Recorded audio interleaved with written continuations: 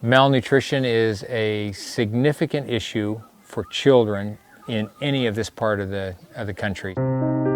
Two things together, malnutrition and water, are really affecting 17,000 kids, according to the World Health Organization and UNICEF. And they're saying 1 in 4 in this whole region are affected by this problem.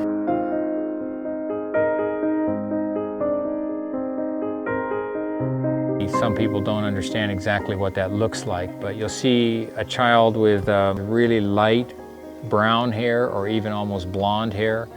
You also often see really skinny, spindly arms, and yet you see a fat belly and you think, well, it looks like they got enough to eat. But what has happened is, because they don't have clean water, they have diarrhea, the food that they're eating either sits in their stomach, but when it leaves so fast that the intestine no longer can pull the nutrients out of it.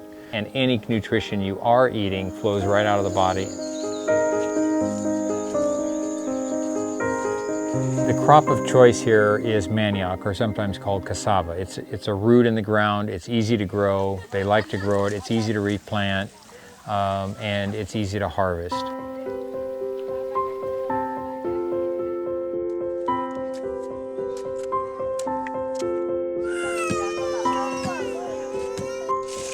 And so they use this manioc all the time. They have 1-2 meals a day with it, but it has almost no nutritional value.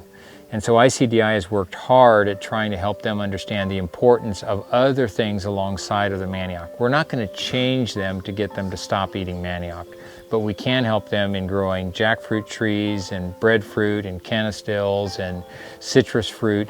These will bring some of the nutritional values back into their diet. We have to help them understand what is going to strengthen their bodies, help their kids to survive.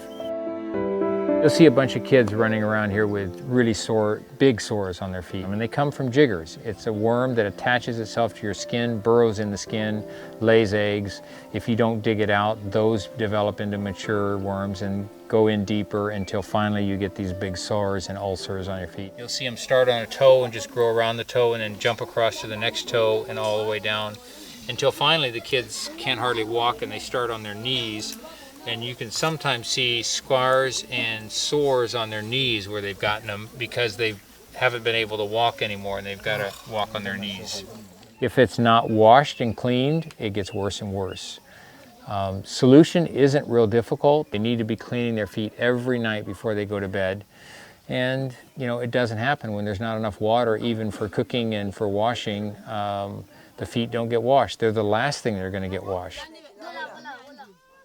Water is number 1, sanitation is number 2. It has to be a 1-2 punch. Oh, when a Bayaka looks at me and says, you want me to go to the same place all the time to potty, in fact, you want my whole family to go there, they go, that's going to stink.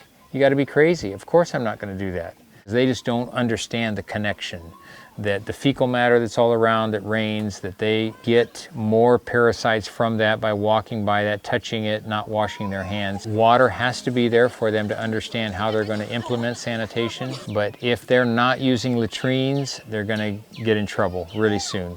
Diarrhea, dysentery, all kinds of problems. So it really is a 1-2 punch that really makes a significant difference when you actually can implement the two of them together.